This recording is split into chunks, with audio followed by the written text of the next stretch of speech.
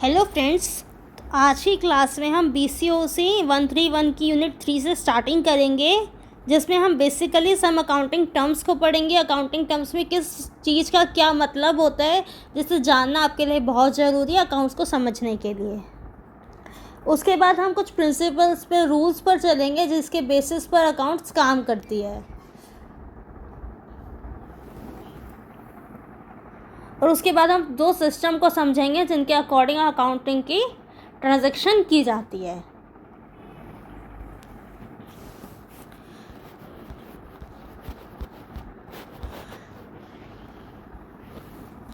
First हमें हमारी entity, एक बिजनेस, एक एम्पायर, एक ऑर्गेनाइजेशन जिसके बारे में हम अकाउंटिंग ट्रांजैक्शंस रिकॉर्ड कर रहे हैं अकाउंट्स में। कब क्या हुआ, एक मिस्टर ए ने मिस्टर बी को 50,000 का सामान सेल किया।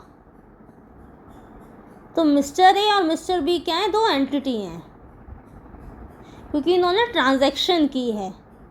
और ये जो बात है, mister A sales 50,000 goods to mister B, ये हमारी पूरी ट्रांजैक्शन है, जो एक्टिविटी हुई है और मॉनेटरी टर्म्स में होना उसका ज़रूरी है।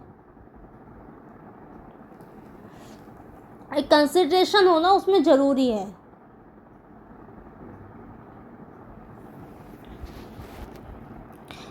Prakash Pipes Limited, mister A and B companies,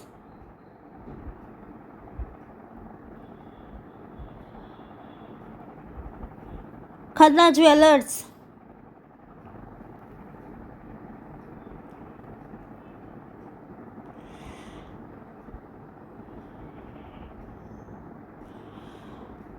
Rama and Company bought furniture of ₹20,000, ये ट्रांजैक्शन है।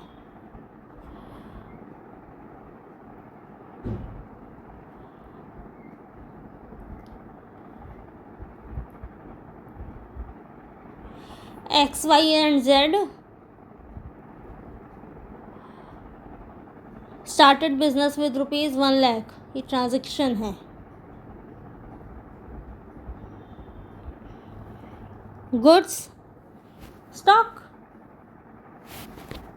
एक ऐसी चीज जो फिजिकली प्रेजेंट है, जो मूवेबल है, जो टेंजिबल है। टेंजिबल मतलब फिजिकली अवेलेबल है, प्रेजेंस है उसकी, हम उसको टच कर सकते हैं, हम उसको फील कर सकते हैं।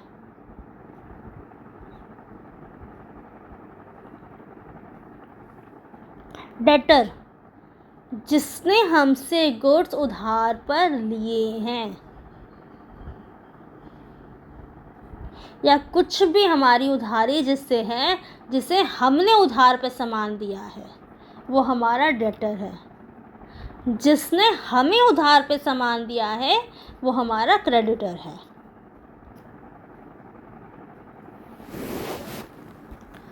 A debtor is one who owes amount to business. Debtor वो होता है जिसने बिजनेस से उधार पे सामान लिया है।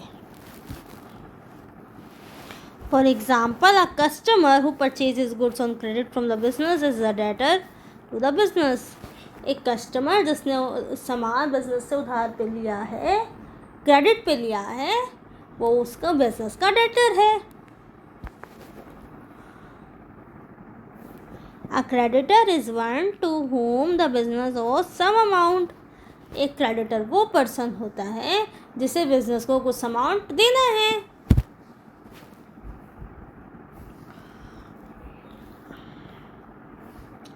तो one who supply goods or provide some services on credit to the business is a creditor.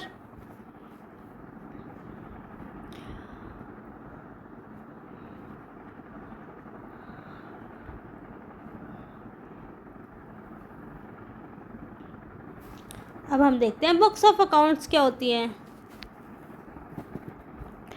There are different sets of records. हम अकाउंटिंग में डिफरेंट अकाउंटिंग ट्रीटमेंट करते हैं और उसके लिए डिफरेंट प्रोसेसेस को अपनाते हैं। इसमें हमारी accounting equation, T shape account, journal, ledger, trial balance, financial statements, cash flow statement, न जाने कितनी चीज़ आती हैं। वो सब को हम जिसमें रिकॉर्ड करते हैं उनका क्लबिंग को हम बुक्स ऑफ अकाउंट कहते हैं।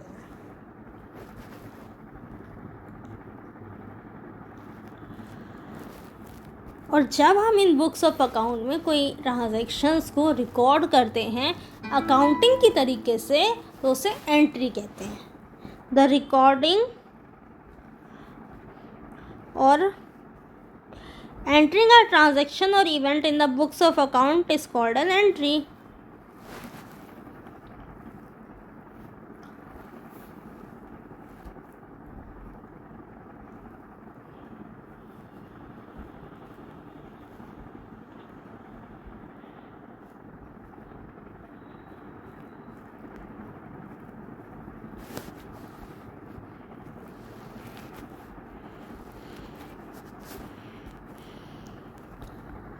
जर्नल, सबसे पहले हम जो एंट्री मेन एंट्री पास करते हैं वो जर्नल में पास करते हैं।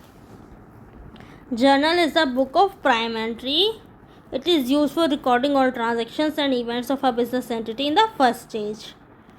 फर्स्ट एंट्री इसमें ही होती है, ledger. The transaction recorded in the journal are transfer to a separate book called ledger. हर चीज़ का जर्नल में आप हर चीज़ की रिकॉर्डिंग करते जाते हो और हर चीज़ का अपना एक अकाउंट बनता है जिसको हम लेजर कहते हैं।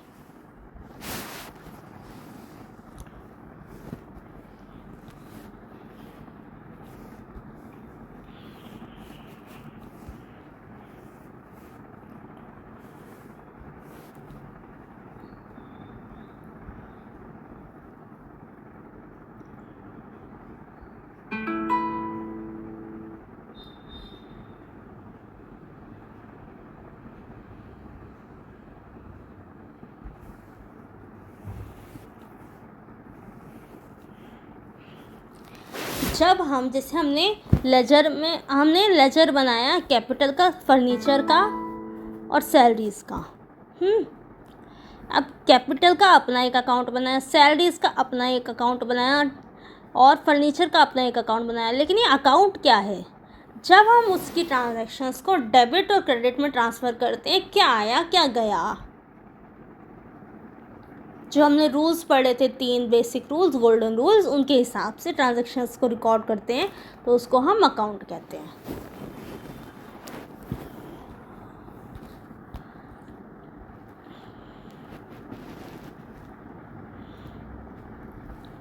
टू डेबिट एन अकाउंट, अगर कोई एंट्री हम डेबिट साइड रिकॉर्ड कर रहे हैं तो उसको डेबिट एन अकाउंट, अगर कोई एंट्री क्रेडिट साइड रिकॉर्ड कर रहे हैं तो credit an account.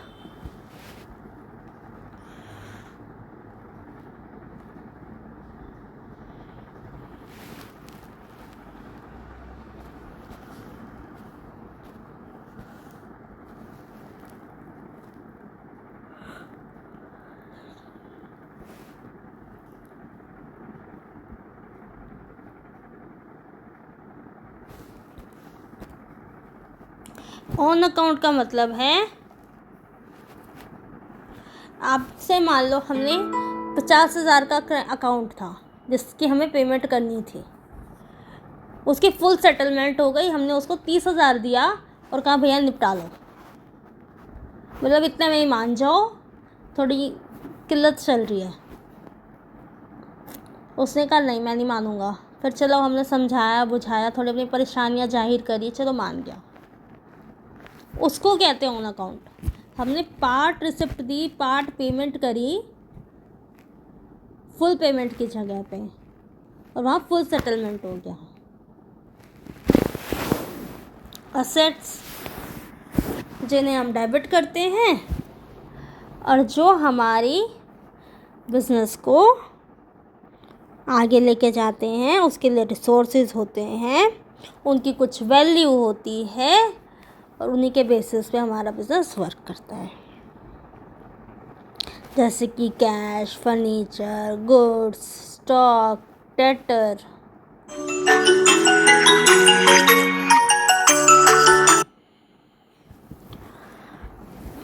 Land, building, machinery, सब। टाइपराइटर,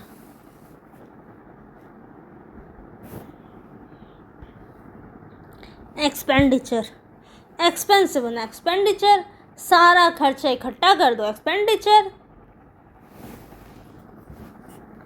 इक्विटीज,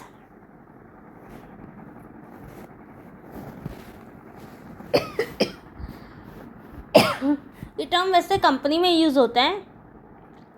एक असेट्स पे कितने का होल्ड है, यानी कि मान लो एक पार्टनरशिप फर्म है जिसमें 3 पार्टनर हैं, तो जितने जितने का तीनों का शेयर है वो उनकी इक्विटीज़ हैं।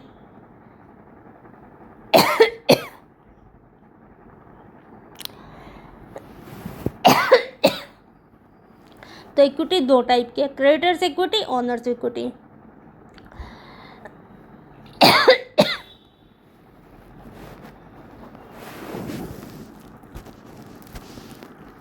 लायबिलिटीज,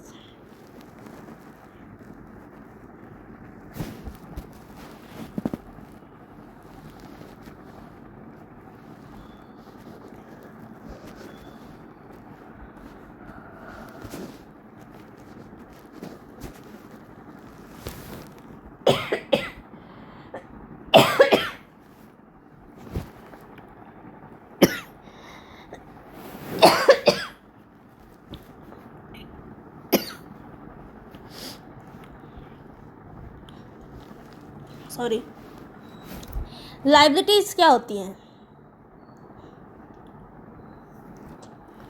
एक फर्म में उसके ओनर के अलावा जो दूसरों ने पैसा लगा रखा है, चाहे वो क्रेडिटर्स हों, चाहे हमने बैंक से कुछ लोन ले रखा हो, चाहे हमें किसी के रेंट की पेमेंट करनी हो, अभी हमने करी नहीं हो, चाहे हमें अपने एम्प्लॉयज़ को सैलरी देनी हो, पार्टनर्स को सैलरी देनी हो, हमने दी नहीं हो, तो वो सब लायबिलिटीज़ में आता है। कैपिटल, जितनी अमाउंट बिजनेस में इन्वेस्ट हो रखी है वो कैपिटल। जैसे मैंने आपको एक बात बताई थी, X and Y started a business with 1 lakh, तो वो 1 लाख कैपिटल है।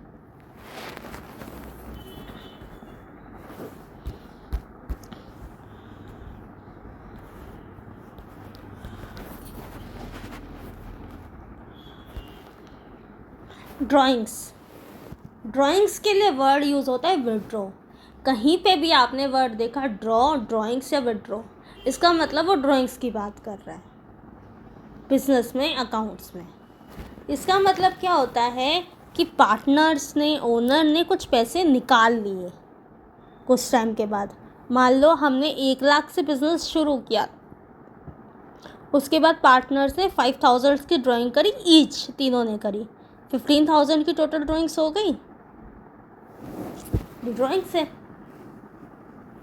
प्रॉफिट, जब हम एक्सपेंडिचर में से रेवेन्यू को माइनस कर देते हैं, एक्सपेंस में से रेवेन्यू में से एक्सपेंडिचर को माइनस कर देते हैं, जितनी टोटल इनकम जनरेट हुई या जितनी टोटल एक्सपेंस हुए, तो हमारा प्रॉफिट निकल के आता है। जब हमने जितने में टोटल अमाउंट को, सामान को बेचा, वो हमारा रेवेन्यू होता है। जितनी हमारी उस पर कॉस्ट आई थी वो हमारी कॉस्ट होती है, एक्सपेंडिचर होता है। तो जब हम रेवेन्यू में से एक्सपेंडिचर को माइनस कर देते हैं तो हमारा ग्रॉस प्रॉफिट निकल के आता है। अब हमारी इनकम कितनी हुई, हमने सिर्फ इनकम जोड़ी, यहाँ हमारी इतनी इनकम हुई थी। मान लो 50,000 का गुड़ बना और हमने 60,000 का बेच दिया, तो वो जो 10,000 है ना, वो हमारा प्रॉफिट है।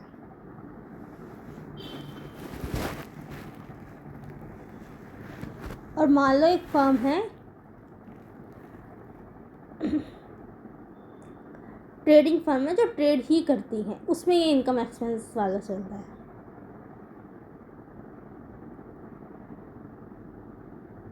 कि हमने सामान को बेच के इतने कमाए, आए खर्चा इतना हुआ, लॉस। अगर केस उल्टा हो जाए, खर्चा ज़्यादा हो जाए तो लॉस हो गया। इनकम मैंने आपको कहा ना, रेवेन्यू भी कहते हैं जिसे, सेल ऑफ गुड्स और सर्विसेज। गेन प्रॉफिट ही है। लेकिन गेन और प्रॉफिट में क्या फ़र्क होता है? गेन अचानक होता है, एक्सीडेंटल होता है, और प्रॉफिट परमानेंट होता है। मतलब जो हर साल आपका जो हमने जिस पर्पस के लिए बिज़नेस शुरू किया है वो उससे आने वाली अर्निंग्स, मान लो हमने कहा हम गुड्स बेचेंगे और उससे पैसे अर्न करेंगे, प्रॉफिट कमाएंगे, तो वो प्रॉफिट होता है। अचानक कभी हमने सोचा नहीं था कि हमारी एसेट एक डेप्रिशिएट हो रही थी, मशीनरी, बुक वैल्यू उसकी 40,000 रह रही थी, तो हमने उसको बेच दिया और बेच के हमें 50,000 मिल गए, तो हमें 10,000 का फ़ायदा यहाँ पे भी हो गया। लेकिन क्या हमारा ये मेन पर्पस था? नहीं ना। तो ये 10,000 हमारा गेन होगा क्योंकि एक्सीडेंटल इन नेचर है। ट्रेड डिस्काउंट, आजकल हमने देखा है किसी भी बिज़नेस में हमें डिस्काउंट मिलता है। आप कुछ सामान खरीदने जाते हो, वो कहते हैं आपको 30% की छूट है, तो वो ट्रेड डिस्काउंट है।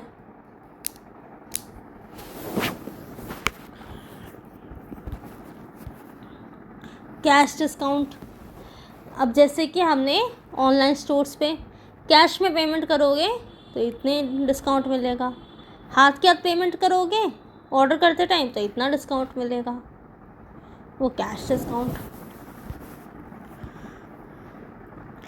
बिज़नेस में अगर मान लो आपने कहा कि अगर आप अभी के अभी गुड्स खरीदने पे अभी के अभी पेमेंट कर दोगे तो आपको कम का सामान मिलेगा, कम पेमेंट करनी पड़ेगी पैसे की, और आप 3 महीने का पीरियड ले रहे हो, 6 महीने का पीरियड ले रहे हो, उसके बाद पेमेंट करोगे तो आपको कुछ एक्स्ट्रा अमाउंट भी पे करना पड़ेगा क्रेडिट पे लेने के लिए।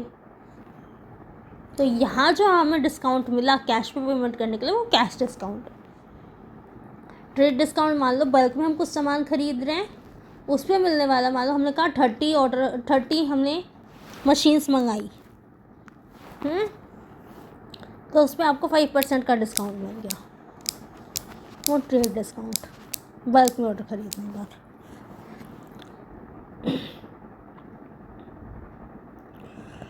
वाउचर, एक एविडेंस कि हमने ट्रांजैक्शन हुई थी। आपने क्रेडिट पे कोई ट्रांजैक्शन करी, मान लो 6 महीने बाद वो पर्सन कह रहा है मैं तो नहीं आया था, ये तो झूठ बोल रहे हैं, मैंने तो इनसे कोई सामान नहीं खरीदा। क्या करोगे भाई? सामान गया था लाखों का, हो गए बैंकक्रप्ट, अब तो बैंकक्रप्ट हो गए। तो आप क्या कर सकते हो, जिस टाइम उसको गुड्स दे रहे हो उसी टाइम उससे एक डॉक्यूमेंट पे साइन कराओ, एक स्टेटमेंट पे साइन कराओ कि मिस्टर ए को मैंने इतने गुड्स बेचे, क्रेडिट पे बेचे, जिससे मिस्टर ए के भी साइन होंगे, आपके भी साइन होंगे, अमाउंट भी लिखा होगा, डेट भी लिखी होगी, वो वाउचर होगा। और वाउचर एक एविडेंस भी होता है एक ट्रांजैक्शंस को रिकॉर्ड करने का। आपके दिन भर में इतनी ट्रांजैक्शंस होती हैं तो आपको एक हर ट्रांजैक्शन के लिए वाउचर बनाते जाते हो और लास्ट में जाके उनको रिकॉर्ड कर लेते हो, जिससे उसके घर में अकाउंटेंट्स बैठे होंगे, वो 31 तारीख को या 30 तारीख को लेट घर आते हैं क्योंकि वो सारी अकाउंट्स को बैलेंस करते हैं। सारे वाउचर्स चेक होते हैं कि हमने रिकॉर्ड कर लिया या नहीं रिकॉर्ड करें।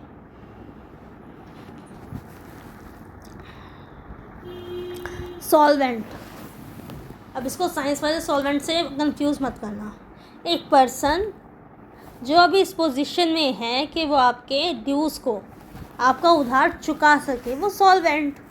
जो पर्सन आप इस पोजीशन में है कि अब उसके पास बिल्कुल पैसा नहीं है, उसको तो पैसे दे दो उतने कम हैं, खाना पीना सोना जागना, उसके पास उसके इसके लाले पड़े हुए हैं, वो आपके ड्यूज़ क्या चुकाएगा? वो तो इंसॉल्वेंट। अब मान लो कोई पर्सन इंसॉल्वेंट हो गया, उससे आपके पास 50,000 रुपये आने थे। अब जब उसके पास खाने के लाले नहीं हैं तो उसको तो बैंक हमारा कानून ही कह देता है भाई ये बैंकरप्ट हो गया, इससे कुछ मत मांगो, इसे जीने दो, जितना जी सकता है, जितना अपनी फैमिली को जीना सकता है उसको जीने दो, इसको परेशान मत करो।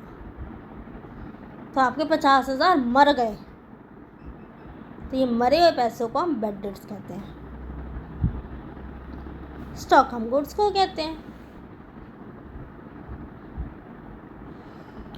जो भी बिके नहीं है, ये आपकी सारी अकाउंटिंग टर्म्स थी जो मैंने आपको समझा दी।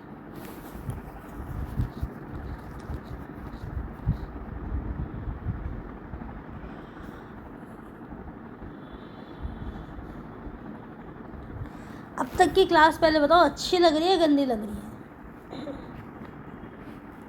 कमेंट किया करो कोई क्लास अच्छी लगती है गंदी लगती है तो, ताकि मेरे को भी अच्छा लगे।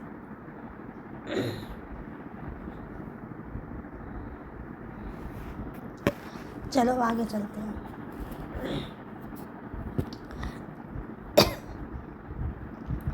अकाउंटिंग प्रिंसिपल्स, वो रूल्स, वो नियम, वो कानून, वो तरीके जिनके बेसिस पे अकाउंट्स को रिकॉर्ड किया जाता है।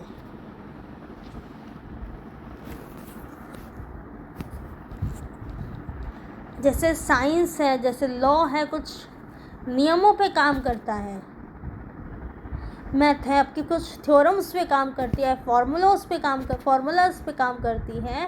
अकाउंट्स कुछ प्रिंसिपल्स पर काम करती है।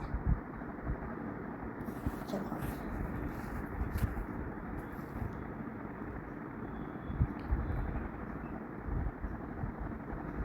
ये आप देख सकते हो, ये कॉन्सेप्ट जो रिकॉर्डिंग स्टेज पे यूज़ होते हैं और ये कॉन्सेप्ट जो रिपोर्टिंग स्टेज पे यूज़ होते हैं। Concepts to be observed at the recording stage. सबसे पहला बिजनेस एंटिटी कॉन्सेप्ट।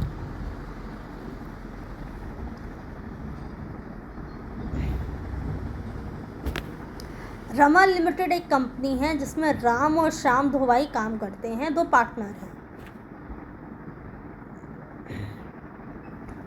तो रमा लिमिटेड, राम और श्याम तीनों अलग अलग चीज़ें हैं, तीनों कोर्ट में केस कर सकते हैं और तीनों को पनिशमेंट मिल सकती है।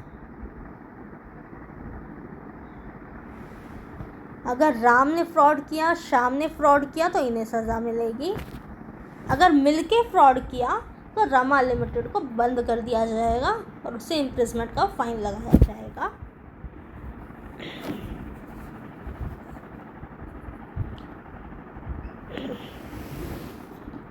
बिजनेस एंटिटी कॉन्सेप्ट हमारा सिंपल सा ये कहता है कि बिजनेस और उसका ओनर कोई अलग अलग इंसान है। हाँ, कंपनीज़ में जहाँ इतने सारे ओनर्स होते हैं, इतने सारे शेयर होल्डर्स होते हैं, वह लाइबिलिटी अनलिमिटेड नहीं होती, लिमिटेड होती है। जिस पार्टनर का, जिस इक्विटी शेयर होल्डर का जितना शेयर होता है उसको उसी हिसाब से लाइबिलिटी की पेमेंट करनी होती है। अगर इंसॉल्वेंसी का केस आया तो सब अपने शेयर के अकॉर्डिंग ही पेमेंट करेंगे। ऐसे नहीं किया जाएगा कि मान लो अंबानी है जिस कंपनी में, तो सारी पेमेंट अंबानी करेगा। अगर वो चाहता है किसी के बिहाफ पे पेमेंट करना तो वो कर सकता है।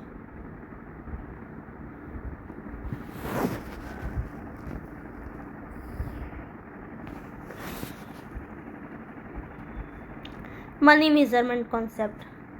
हम ट्रांजैक्शंस को kilogram, centimetre, metre, litre, Peter इनमें रिकॉर्ड नहीं करेंगे, रुपीज़ में रिकॉर्ड करेंगे, मॉनेटरी टर्म्स में रिकॉर्ड करेंगे।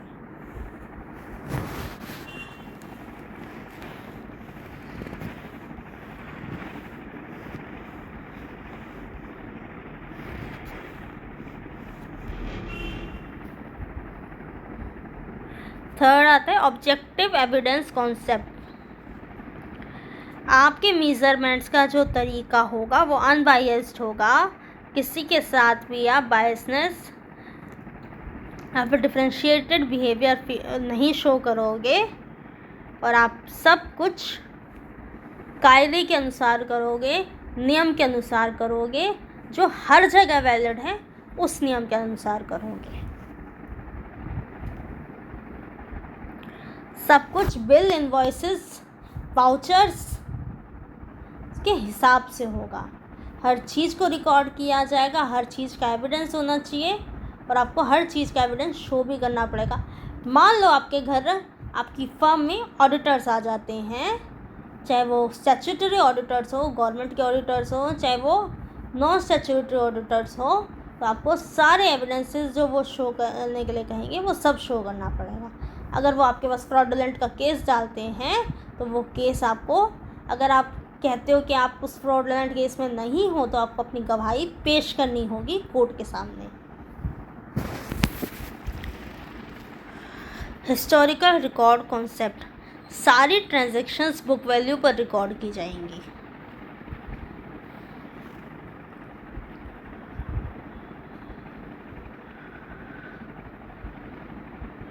और सारी वो ट्रांजैक्शंस रिकॉर्ड करी जाएंगी जो अब तक हो चुकी हैं, जो आगे होनी है वो नहीं रिकॉर्ड करी जाएंगी।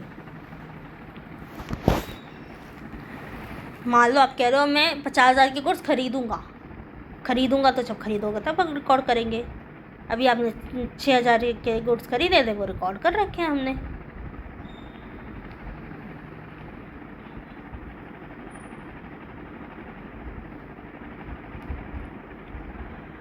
ये मैंने आपको बताया था ना, बुक वैल्यू पर रिकॉर्ड किया जाएगा, कॉस्ट पर रिकॉर्ड किया जाएगा। एक असेट्स की वैल्यू, एक मशीनरी की वैल्यू आज 50,000 की है, तो उसे 50,000 पर रिकॉर्ड किया जाएगा।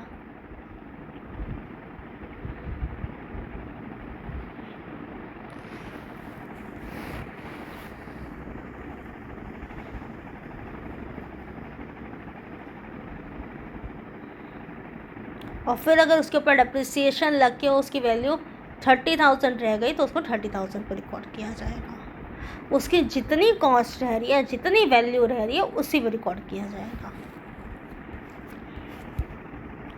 ड्यूअल एस्पेक्ट कॉन्सेप्ट, हर ट्रांजैक्शंस के दो एस्पेक्ट होंगे, एक डेबिट साइड, एक क्रेडिट साइड। हर एंट्री को आप ड्यूअल तरह से रिकॉर्ड करोगे, डेबिट साइड, क्रेडिट साइड, दोनों जगह से हर ट्रांजैक्शन का रिकॉर्डिंग होनी चाहिए। ये फॉर्मूला आता है, लायबिलिटीज इक्वल टू एसेट्स, यानी कि capital plus outside liabilities equal to assets.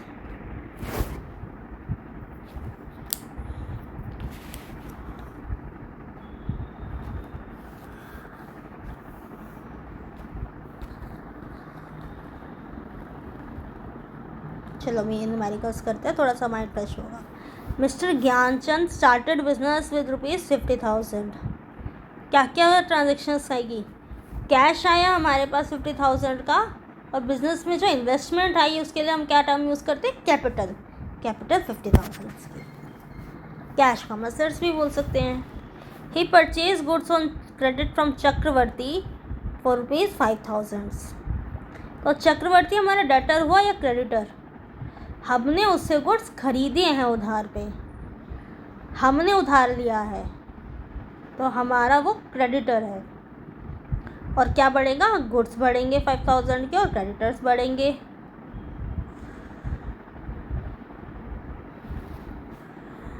He purchase furniture worth ₹10,000 and paid cash. Furniture क्या है? एसेट। एसेट में हम उसका अलग कॉलम बनाएंगे फर्नीचर, और हमने उसकी जगह क्या दे दिया? कैश पेमेंट कर दी, तो हमारा कैश घट जाएगा 10,000। तो यहाँ दोनों एंट्री डेबिट साइड हुई, दोनों एंट्री एक प्लस में हुई एक माइनस में हुई, तो नील इफेक्ट हो गया। ट्रांजैक्शन दो जगह रिकॉर्ड हुई। ये जो हमने बैलेंस शीट बनाई वो हमने उस लेजर से बना, उन ट्रांजैक्शन से बना दी। Next, going concern concept. हमारा बिजनेस को हम ये नहीं कह रहे कि ये बंद होने वाला है, हम सोचेंगे चलता रहेगा चलता रहेगा चलता रहेगा चलता रहेगा। गोइंग, चलता रहेगा चलता रहेगा चलता रहेगा। और इसी हिसाब से हम सारे ट्रांजेक्शन्स को रिकॉर्ड करेंगे। हम पहले ही सोच के बैठ जाएंगे हमारा बिजनेस बंद होने वाला तो बंद ही हो जाएगा।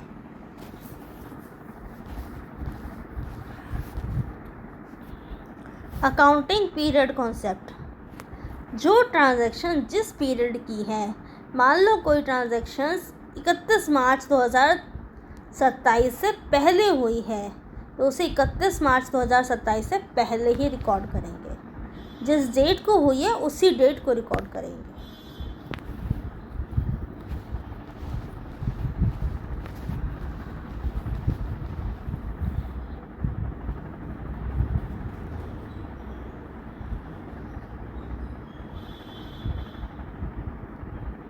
मैचिंग कॉन्सेप्ट, सारे रेवेन्यू और एक्सपेंस का जब हम मैच करते हैं तो इक्वल टू ज़ीरो आना चाहिए। जब हम रेवेन्यू माइनस एक्सपेंस करते हैं तो ज़ीरो आना चाहिए, यानी कि हम कह रहे हैं सारे रेवेन्यू सारे एक्सपेंस मिलके आपका इक्वल होने चाहिए। The timing of revenue recognition, जिस टाइम पीरियड में वो अर्न हुआ हमें मिला उसी टाइम पीरियड में हम उसे रिकॉर्ड करेंगे। मान लो कोई इनकम ऐसी है जो जनरेट तो हो गई है हमें मिली नहीं है तो हम उसे एक्रूड इनकम के नाम से रिकॉर्ड करेंगे।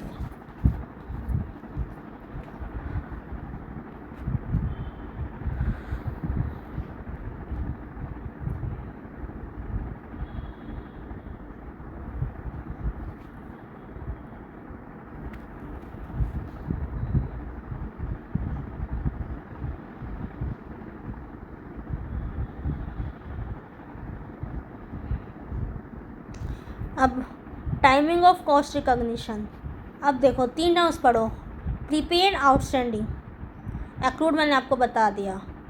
प्रीपेड एक्सपेंस का मतलब ये है कोई ट्रांजैक्शन कोई एक्सपेंस जो अभी हमारा जनरेट तो नहीं हुआ लेकिन हमने उसकी पेमेंट पहले ही कर दी, तो हमने प्रीपेड पहले पेमेंट कर दी, पहले पे कर दिया, तो उसको हम प्रीपेड एक्सपेंस कहते हैं। अगर हमने कोई पेमेंट अभी किसी चीज़ की पेमेंट अभी नहीं करी, हमें अभी करनी थी, अगले साल करेंगे, तो हम उसको बकाया है हमारा इतना देना हमने दिया नहीं है, उसको आउटस्टैंडिंग एक्सपेंस के नाम से रिकॉर्ड करेंगे।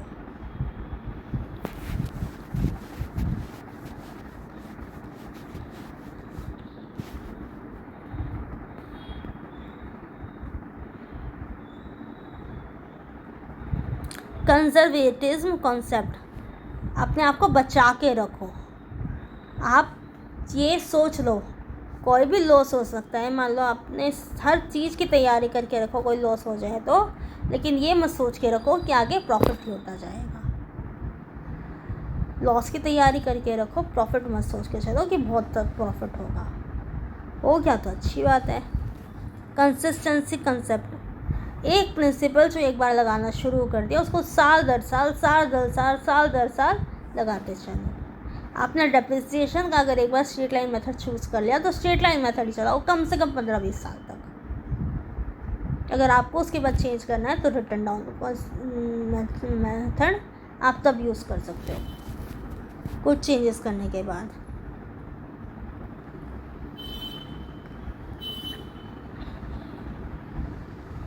फुल डिस्क्लोजर कॉन्सेप्ट, जहाँ आपको यूज़र्स आपको कोई भी फाइनेंशियल स्टेटमेंट दिखाने के लिए कहेंगे आपको उसको दिखाना पड़ेगा, शो करना पड़ेगा और पूरा ट्रांसपेरेंसी के साथ शो करना पड़ेगा।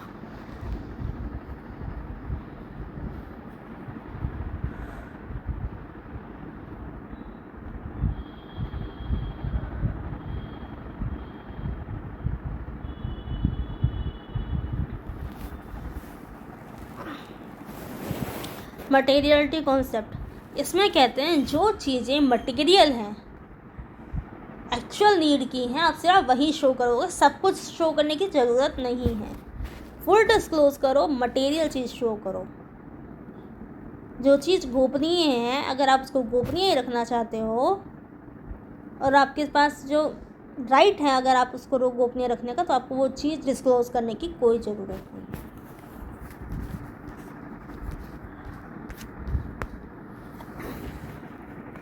सिस्टम्स ऑफ बुक कीपिंग के बात करते हैं, डबल एंट्री सिस्टम और सिंगल एंट्री सिस्टम।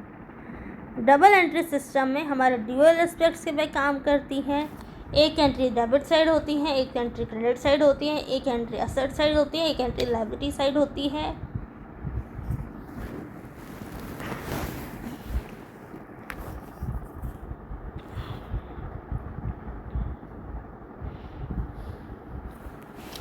कुछ आया है तो कुछ जाएगा। इसके एडवांटेजेस देख लेते हैं। हमें क्लैरिटी मिलती है, रिलायबल रिकॉर्ड मिलता है, कंप्लीट रिकॉर्ड मिलता है, फुल इंफॉर्मेशन मिल जाती है, एक्यूरेसी आती है, प्रॉफिट और लॉस पता चल जाता है, फाइनेंशियल पोजीशन को हम पता लगा सकते हैं बिजनेस की किसी भी टाइम। सिंगल एंट्री सिस्टम में हम सिर्फ कुछ ही एंट्रीज को रिकॉर्ड करते हैं और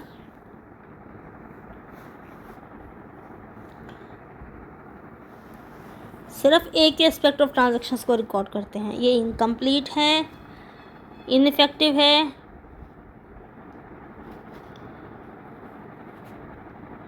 इसमें एक्यूरेट रिजल्ट नहीं आते, इनकम्प्लीट है, अनसिस्टमेटिक है, काफ़ी ट्रांजैक्शंस इसमें इग्नोर कर दी जाती हैं, उसमें ट्रायल बैलेंस प्रिपेयर ही नहीं किया जा सकता, profit and loss account prepare नहीं किया जा सकता, बैलेंस शीट प्रिपेयर नहीं करी जा सकती, और ये सिर्फ स्मॉल बिजनेस फर्म करते हैं, अपनाते हैं। आई होप आपको आज की क्लास बहुत अच्छी लगी होगी। यहाँ कीवर्ड से भी आप अपने छोटे छोटे डेफिनेशंस निकाल सकते हैं, लेकिन ये बिल्कुल जैसे इसकी बिल्कुल छोटी सी, अगर इतनी छोटी हो तो एग्जाम्पल तैयार कर लेना। मिलते हैं नेक्स्ट वीडियो में, बाय।